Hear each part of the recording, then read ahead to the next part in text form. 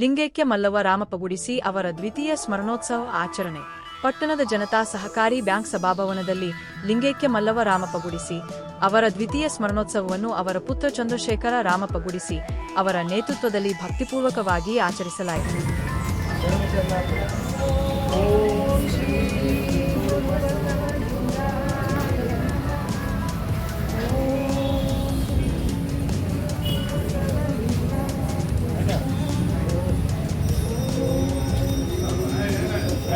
ಈ ಸಂದರ್ಭದಲ್ಲಿ ಜಾಗತಿಕ ಲಿಂಗಾಯತ ಮಹಾಸಭೆ ಚಿಕ್ಕೋಡಿ ಜಿಲ್ಲಾ ಘಟಕದ ವತಿಯಿಂದ ಮಾಸಿಕ ಸತ್ಸಂಗ ಕಾರ್ಯಕ್ರಮವೂ ನಡೆಯಿತು.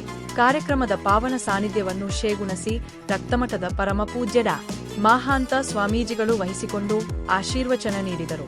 ಕಾರ್ಯಕ್ರಮದಲ್ಲಿ ಹಾರುಗೇರಿಯ ಶರಣು ವಿಚಾರ ವಾಹಿನಿಯ ಅಧ್ಯಕ್ಷ ಐಆರ್ ಮತಪತಿ ದೇಹವನ್ನ ತ್ಯಾಗ ಮಾಡಿರುವಂತ ಲಿಂಗೈಕ್ಯ ಮಲ್ಲವ್ವ ರಾಮಪ್ಪ ಗುಡಿಸಿಯವರ ಈ ಎರಡನೆಯ ಸ್ಮರಣೋತ್ಸವಕ್ಕೆ ನಾವು ಶರಣೋತ್ಸವ ಅಂತ ಹೇಳ್ತೀವಿ. ಇದು ಶರಣೋತ್ಸವ, ನಾವೆಲ್ಲರೂ ಮಾಡಬೇಕಾದ್ದು ಶರಣೋತ್ಸವ. ಆ ಕಾರಣಕ್ಕಾಗಿ ನಾವು ತಿಥಿ ಮಾಡುವಂಥವರಲ್ಲ, ನಮಗೆ ತಿಥಿ ಇಲ್ಲ.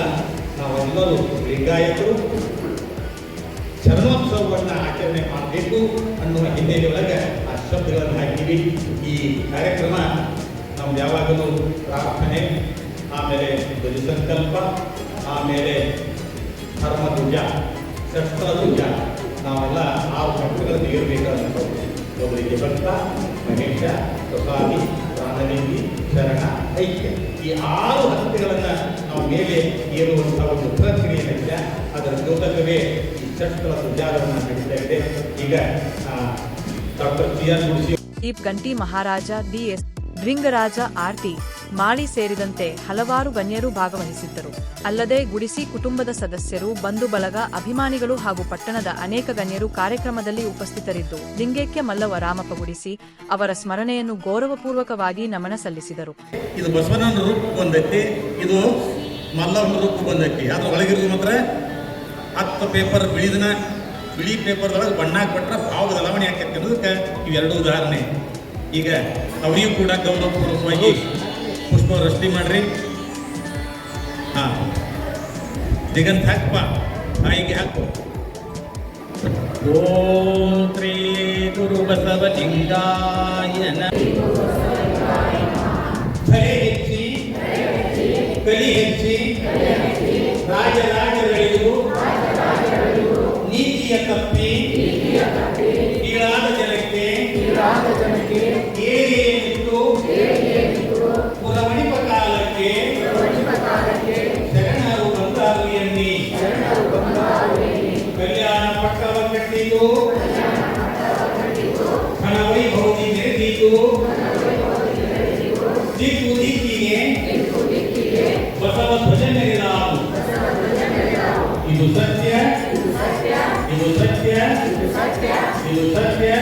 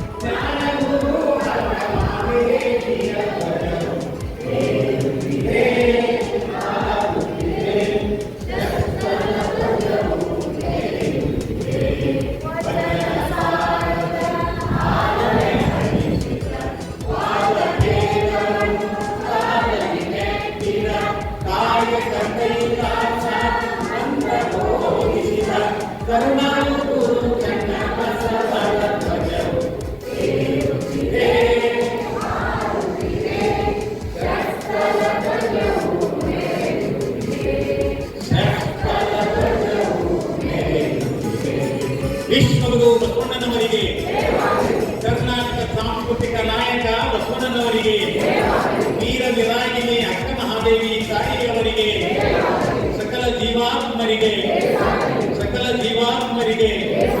ಸರ್ವರಿಗೂ ಶರಣ.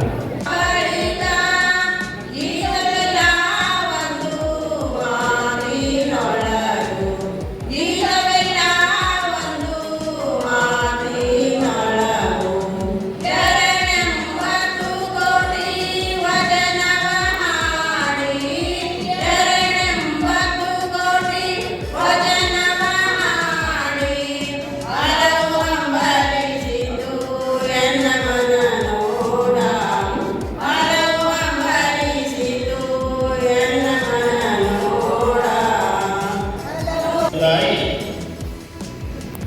ಮಹಾತಾಯಿ, ನನ್ನ ತಾಯಿ ಮತ್ತು ತಂದೆ ಮಕ್ಕಳಿಗಾಗಿ ಆಸ್ತಿ ಮಾಡಿಕೊಂಡಿರ್ಕಿಲ್ಲ, ಮಕ್ಕಳನ್ನೇ ಆಸ್ತಿ ಮಾಡಿಕೊಂಡ್ರು ಮಲ್ಲ.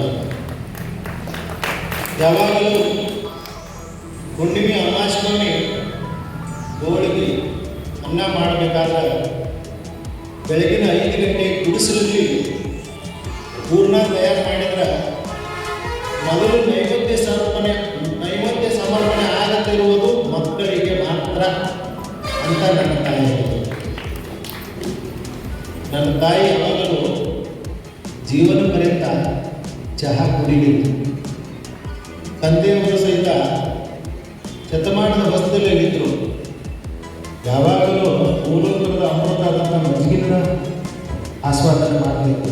ಹಾಗಾಗಿ ಅವರು ಶತಮಾನದಲ್ಲಿ ಹೊಸ್ತಿನಲ್ಲಿ ಬದುಕಿ ಬಾಳಿದರು. ನಾನು ಅವರು ಅಕ್ಷರ ಜ್ಞಾನ ಹೊಂದಿರಲಿಲ್ಲ, ಲೋಕಾನುಭವ ಹೊಂದಿದ್ದರು, ಕಾಯಕದಲ್ಲಿ ನಿರತರಾಗಿದ್ದರು. ಯಾರಾದರೂ ಒಂದು ಜಮೀನು ಒಂದು 250 ರೂಪಾಯಿಗೆ ಒಂದು ಎಕರೆ ಜಮೀನು ತಗೊಂಡ್ರೆ ನಮ್ಗೆ ಯಾಕೆ ಬೇಕು, ಇಷ್ಟೊಂದು ಸಂತೃಪ್ತಿ ಇರಬೇಕು ಅನ್ನೋದು ಮಕ್ಕಳನ್ನು ಆಸ್ತಿ ಮಾಡ್ಕೊಂಡಿದ್ರು. ನಮಗಾಗಿ ಏನು ಬೆಳೆಸಿರ್ತಿಲ್ಲ, ನಮಗೆ ಶಿಕ್ಷಣದಿಂದ ಇವತ್ತು ತಮ್ಮ ಎದುರಿಗೆ